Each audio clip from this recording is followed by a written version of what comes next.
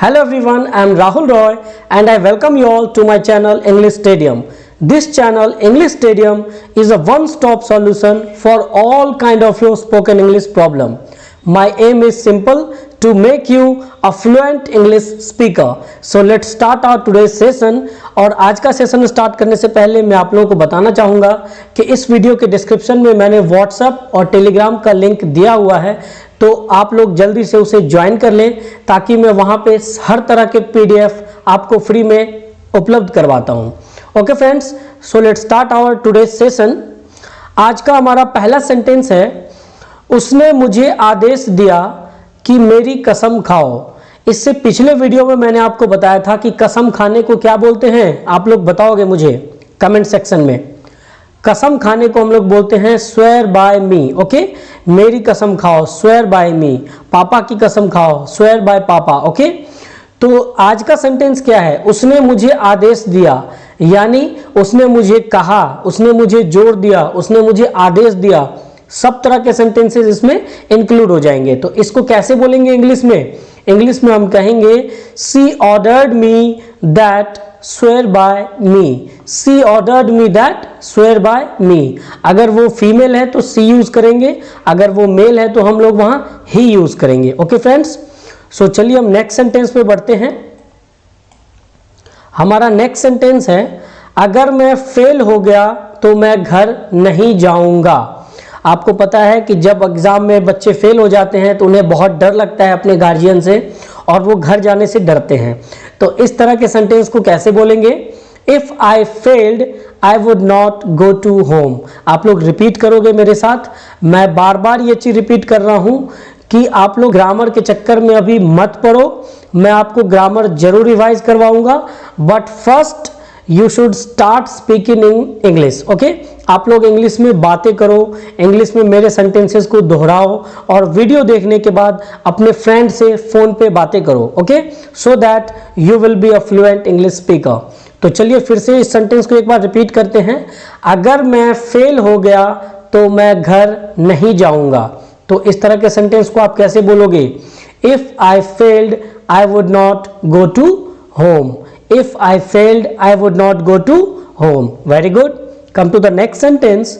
हमारा next sentence है, अगर मुझे नौकरी मिल गई या मिली तो मैं भगवान गणेश को लड्डू का भोग लगाऊंगा. यहाँ पे आप किसी भी भगवान का नाम ले सकते हो, बजरंगबली को, दुर्गा माता को. ओके, तो कहने का मतलब यह है कि इस सेंटेंस में हम क्या सीखेंगे? हम ये सीखेंगे कि अगर हमें कहना हो कि अगर कोई चीज़ मुझे मिल गई है तो मैं भगवान को लड्डू का भोग लगाऊंगा. तो यहाँ पे क्या मिली है? हमें नौकरी मिली है. अगर मुझे नौकरी मिली तो मैं भगवान गणेश को लड्डू का भोग लगाऊंगा. कैसे बोलोगे आप लोग? If I got the job, if I got the job I would make an offer of laddoo to lord Ganesha. If I got the job, I would make an offer of laddu to Lord Ganesha. Very good. चलिए एक बार फिर से repeat करते हैं friends. If I got the job, I would make an offer of laddu to Lord Ganesha. यहाँ पे भोग लगाने को क्या बोलते हैं? Make an offer. Make an offer. अगर आप यहाँ पे क्या बोलना चाहते हो कि मुझे भोग लगाना है, I would like to make an offer. Okay, तो चलिए नेक्स्ट सेंटेंस की तरफ हम बढ़ते हैं. हमारा नेक्स्ट सेंटेंस है, अमीर लोग बहुत सुखी जीवन जीते हैं. दैट मीन्स जो रिच पर्सन होते हैं वो उनकी लाइफ बहुत ही लग्जरियस होती है, बहुत ही अच्छी होती है और हम ऐसा मानते ही हैं कि उनकी लाइफ बहुत सुखी होती है. तो इस चीज़ को हम इंग्लिश में कैसे बोलेंगे? यहाँ पे आप देख सकते हो एक पर्सन है जो कि बिल्कुल प्राइवेट जेट में चढ़ रहा है और बिल्कुल एकदम सूट बूट में है, तो हमें ये लग रहा है कि ये बहुत ही सुखी है. ओके, तो इस तरह के सेंटेंस को हम कैसे बोलेंगे? हम बोलेंगे कि rich people led a very happy life. Rich people led a very happy life. Okay, यहाँ पे आप इमेज में भी देख सकते हो. ये इमेज मैंने यूज़ करा है, ये इमेज भोग लगाने के लिए यूज़ करा है, ये इमेज क्रॉस फिंगर का यूज़ करा है क्योंकि हम लोग क्रॉस फिंगर करके भी कसम खाते हैं. तो ये सारे सेंटेंसेस को आप वन बाय वन मेरे साथ साथ बोलते जाओगे. ओके आपको बोलना जरूर है। आप लोग बिल्कुल मत ग्रामर के बारे में सोचिए, ओके क्योंकि आप लोग ना जिंदगी भर यार नाउन प्रोनाउन वर्ड एडवर्ब पढ़ते आ रहे हो, लेकिन आज तक आप लोग इंग्लिश बोलने में कॉन्फिडेंट फील नहीं कर पा रहे हो। What is the reason behind it? The reason is you are not speaking. आप बोलो, ओके मैं आपको हर तरह के सेंटेंस प्रैक्टिस करवाऊंगा, श्योरली मैं आपको ग्रामर पार्ट भी कवर करवाऊंगा, बट अभी आप मेरे साथ प्रैक्टिस करोगे, okay.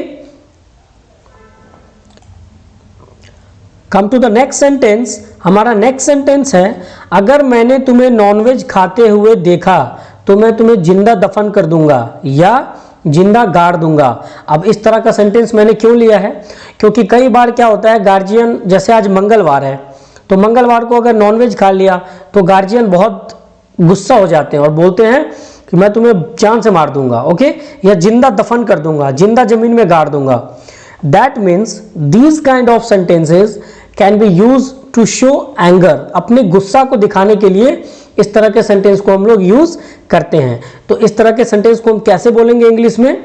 If I saw you eating non veg, if I saw you eating non veg I would bury you alive. I would bury you alive means मैं तुम्हें जिंदा गाड़ दूंगा, जिंदा दफन कर दूंगा, ओके तो इस तरह के सेंटेंस को हम इसी तरह बोलेंगे। चलिए एक बार फिर से रिपीट करते हैं। सेंटेंस क्या है? अगर मैंने तुम्हें नॉनवेज खाते देखा तो मैं तुम्हें जिंदा गाड़ दूंगा या जिंदा दफन कर दूंगा। If I saw you eating non veg I would bury you alive. जैसे आपको अपने किसी पर्सन को कहना हो या किसी दोस्त को कहना हो कि देख भाई, अगर तूने मेरा पैसा नहीं लौटाया तो मैं तुम्हें जिंदा गाड़ दूंगा। इसका मतलब आप अपना गुस्सा दिखा रहे हो, ओके तो आप यहां पे बोल सकते हो कि if you don't return my money I would bury you alive. तो इस तरह के सेंटेंस को आप हर जगह यूज कर सकते हो अपने एंगर को दिखाने के लिए, okay. Come to the next sentence. हमारा नेक्स्ट सेंटेंस है, अगर तुम मुझे अगली बार घूरोगे तो मैं तुम्हारी आंखें बाहर निकाल लूंगा। है ना, कई बार क्या होता है, सामने वाला हमें घूरता जाता है और हमें गुस्सा आता है, तो हम उस समय भी बोलते हैं कि अगर तुमने अब मुझे घूरा तो मैं तुम्हारी आंखें बाहर निकाल लूंगा। तो इस तरह के सेंटेंस को आप कैसे बोलोगे? If you glared at me next time I would पोक योर आईज आउट। ओके, अगर तुमने मुझे अगली बार घूरा या घूरोगे तो मैं तुम्हारी आंखें बाहर निकाल लूंगा। इसको कैसे बोलेंगे इंग्लिश में? If you glared at me next time, I would poke your eyes out. Okay, यहाँ पे आप देख सकते हो इस पर्सन की आंखें निकाल ली गई हैं। This images is only for representation so that you can easily correlate the sentences. Okay, come to the next sentence. अगर तुम मुझे इस तरह घूरोगे तो मुझे तुमसे प्यार हो जाएगा। देखिए दोनों बिल्कुल डिफरेंट सेंटेंस हैं। एक में गुस्सा दिखा रहा है और एक में क्या कर रहा है, प्यार मोहब्बत की बातें हो रही हैं। तो इसमें हम कैसे बोलेंगे? If you gaze me this way, I would fall in love with you. यहाँ पे आप देख सकते हो इस इमेज में कि ये एक दूसरे को बिल्कुल प्यार से देख रहे हैं और एक दूसरे से प्यार में पड़ गए हैं। तो इस तरह के सेंटेंस को हम कैसे बोलेंगे? If you gaze me this way, I would fall in love with you. Okay? तो चलिए एक बार फिर से रिपीट करते हैं। If you gaze me this way, I would fall in love with you. प्यार में पड़ने को क्या बोलते हैं? Fall in love. जैसे मैं सुनैना से प्यार में पड़ गया, है ना, क्या बोलोगे? I would fall in love with Sunaina. Okay okay, come to the next sentence. हमारा नेक्स्ट सेंटेंस है, जब मैं एक बच्चा था तो बहुत शरारतें मैंने की। यानी कि ये सेंटेंस कर रहा है जब मैं छोटा बच्चा था बड़ी शरारत करता था। इस तरह के सेंटेंस को कैसे बोलोगे? When I was kid, I played lots of prank. क्योंकि बच्चे तो शैतानी करते ही हैं। ओके, नेक्स्ट सेंटेंस है, बेहतर होगा कि आप नॉनवेज ना खाएं। You had better not eat non-veg. You had better not eat non-veg. Okay, बेहतर होगा आप सर से पंगा ना लें। पंगा ना लें मतलब सर से ना उलझें। You had better not mess with sir. You had better not mess with sir. Okay, next है, मैं समय निकालना चाहता हूं। I want to spare time. I want to spare time. तो फ्रेंड्स आपने देखा कि इस तरह से हम अलग अलग सेंटेंसेस को कैसे इंग्लिश में बोलते हैं। मैं रिपीट कर रहा हूं कि आप लोग प्लीज इसको प्रैक्टिस करिए, मेरे साथ साथ बोलिए और ज़्यादा से ज़्यादा अपने फ्रेंड्स के साथ शेयर कीजिए ताकि सबका बेनिफिट हो पाए। ओके, अगर आपने हमारा चैनल अभी तक सब्सक्राइब नहीं किया है तो प्लीज़ सब्सक्राइब करें और अपने दोस्तों के साथ ज़रूर शेयर करें, ताकि सब लोग स्पोकन इंग्लिश बोल पाएँ और सबका भला हो। ओके, तो चलिए मिलते हैं नेक्स्ट वीडियो में, तब तक के लिए all the best. Thank you so much.